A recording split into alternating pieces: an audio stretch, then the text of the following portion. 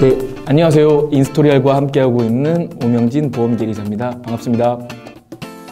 보험계리사의 핵심 업무라고 하면 상품 개발이라고 할 수 있습니다. 사회 환경과 각종 제도를 조사하고 그것이 과연 보험화시킬 수 있는 현상인지를 이제 검토하는 단계가 있는데요. 그리고 나서 그런 현상들 중에서 이제 보험료에 영향을 미치는 요소들을 좀 분석을 하고, 그다음에 분석 결과를 토대로 적합한 상품을 개발하는, 그리고 개발된 상품을 잘 판매할 수 있게까지 하는 역할을 보험계리사가 하고 있습니다. 수학이라든지 통계학, 그리고 확률 이론에 대한 전문 지식이 좀 적용이 많이 되고요. 뿐만 아니라 새로운 신규 영역의 상품을 개발하기 위해서는 사회 변화를 좀 예민하게 받아들일 수 있는 어떤 특출한 감각도 같이 겸비해야 되는 직업이라고 할 수 있습니다.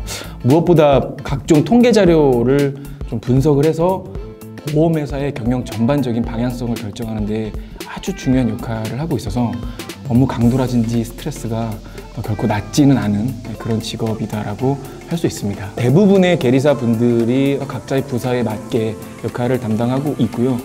우체국이라든가 아니면 농협, 수협, 그리고 뭐 증권사, 은행까지 다양한 금융회사에서 일을 하고 있고요. 최근에는 보험 계리법인이나 아니면은 회계법인에서 일하는 계리사분들도 많이 늘어나고 있는 추세입니다. 금융권 중에서도 보험사의 연봉 자체가 높은 편이라서 적지 않은 연봉을 받고 있긴 합니다. 그래서 계리 자격증 수당까지 하면 많은 연봉을 받고 있는데, 사실 그 업무 강도라든지 어떤 스트레스에 비하면 그렇게 고액 연봉은 아니다라는 생각도 해봅니다. 수학적인 지식이나 통계적인 지식보다는 중요한 것이 주변의 어떤 시사적인 이슈, 경제적인 이슈, 의료라든지 정부의 정책 등 사회 전반에 걸친 어떤 변화의 흐름을 잘 읽고 이것을 어떻게 적용하는 게 좋을지에 대해서 항상 고민하고 연구하는 사람이 좀 성과를 많이 내더라고요. 그런 사람이 보험 계리사로서 좀 적합하지 않을까라는 생각을 많이 하고 있습니다.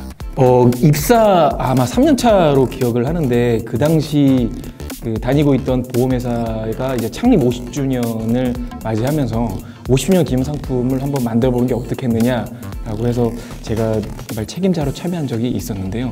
입사하고 얼마 되지 않은 시점에서 굉장히 회사에서 중요하게 여기는 상품을 저한테 맡긴 것 자체가 아주 영광스러운 일이기도 했지만, 한편으로는 굉장히 부담이 됐던 적이 있었습니다. 지금의 아내와 결혼을 앞둔 시기이기도 했고, 일 자체가 너무 많아서 여러모로 좀 정신이 없던 시기였는데요. 상품 출시를 불과 며칠 앞두지 않고 아마 한 일주일인가 2주일 정도밖에 안 남았을 때로 기억을 해요. 아무리 해도 몇 날 며칠을 해도 보험료가 계속 자꾸 맞지가 않아서 텍스트 파일로 약 2기가 또는 4기가에 가까운 보험료 테이블 라인이 수백만, 심한 경우는 이제 수천만 라인까지 나오는데, 그 중에 어떤 보험료가 틀렸는지를 다 맞춰보고 이게 맞을 때까지 계속 보험료를 돌려야 되는데요. 보통은 하루에 10시간에서 11시간 정도 투자를 하고, 그리고 한 3일이나 4일 정도, 저는 일주일이 지나고 열흘이 지나도록 이게 계속 맞지가 않아서 굉장히 애먹었던 적이 있었습니다. 그래서 아직도 생생하게 기억이 나요. 주말이었는데 이제 금요일 날 퇴근을 하고 집에 돌아와서 다 맞추지 못한 보험료를 좀 맞춰보려고 집에서 이제 작업을 하고 있었는데, 계속 맞지 않는 상황에서 어느덧 시계를 보니까 아침 6시가 돼 있는 거예요. 너무나 그때 되게 힘들었었는데, 저희 아내는 이제 침실에서 자고 있었고, 소파에 나와서 한없이 너무나 서럽게 울었던 기억이 있었습니다. 결국에는 선배님들이 좀 많이 도와주셔서 출시 직전에 보험료를 이제 겨우 껴맞춘 그런 일이 있었는데, 지금 생각해보면 사실 좀 웃으면서 얘기를 하지만 그 당시에는 정말 힘들었던 기억으로 남고요. 사실 제가 계리사로서 특히 상품 개발에 임하는 저의 자세는 수학과 통계 그 자체에 더 매진하기보다는 오히려 우리 주변 세상의 현상하고 사회적인, 경제적인, 의료 정책 등의 변화들을 보험이라는 제도 안에 들여와서 그 의미를 되새겨보고 상품할 수 있는 게 어떤 게 있을까를 고민하는 그런 일련의 작업이라는 생각이 굉장히 컸던 것 같아요. 아무래도 계리사 업무 특성상 한치의 오차도 용납되지 않는 순간이 너무 많은 것이 사실입니다. 모든 업무의 순간이 긴장의 연속이고, 저희는 이렇게 표현합니다. 냉정한 가슴과 이성적인 머리로 움직여야지만이 할 수 있는 업무다라는 것도 사실은 맞는데요. 입사하고 그래서 1년 정도는 선배들한테 굉장히 독특한 트레이닝 기간을 거치고 이제 업무 역량을 많이 높여갔던 것 같은데요.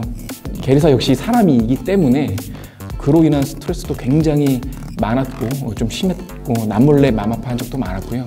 시스템 안에서 최대한 어떻게 보면 단 한 번의 오류도 없도록 일을 해나가는 과정에 익숙해져 갔다고 표현하는 게 맞을 것 같아요.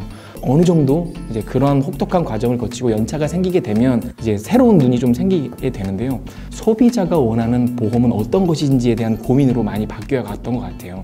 그러기 위해서 그들이, 즉 소비자들이, 사람들이 고민하는 걱정과 아픔이 어떤 것인지에 대해서 좀 많이 공감하려는 시도와 노력이 더욱 중요해졌다라고 볼 수 있겠고요. 저 같은 경우는 계리사이긴 하지만 이제 저는 경영학부고 저 나름대로는 감성적인 문과생이라고 표현을 하는데요. 어쩌면 계리사로서 치명적인 단점일 수도 있을 것 같지만 상품 개발팀에서 이제 현업에서 활동하는 동안 저는 오히려 반대로 그러한 저의 감성적인 성향을 업무에 굉장히 많이 활용했던 것 같습니다. 영업 현장에서 설계사분들이나 아니면은 소비자들의 얘기를 한 번 더 들어보려고 시도를 했고, 계리적으로 봤을 때는 정말 터무니없는 요청사항인데 저분이 왜 저런 요청을 나에게 할지에 대해서 다시 한번 좀 되새기면서 생각을 해보게 됐고요. 그리고 창업을 하게 된 이유 또한 보험회사라는 제도권 아닌 제도권 밖에서 정말 민낯에서 보험 현실을 한번 보고 싶은 욕심도 있었고요. 지금도 그리고 앞으로도 그런 도전과 시도는 계속 이어나갈 생각입니다. 지금까지 계리사에 대한 여러분들이 혹시 궁금해하실 내용들을 제가 몇 가지 설명을 드렸습니다. 예, 감사합니다.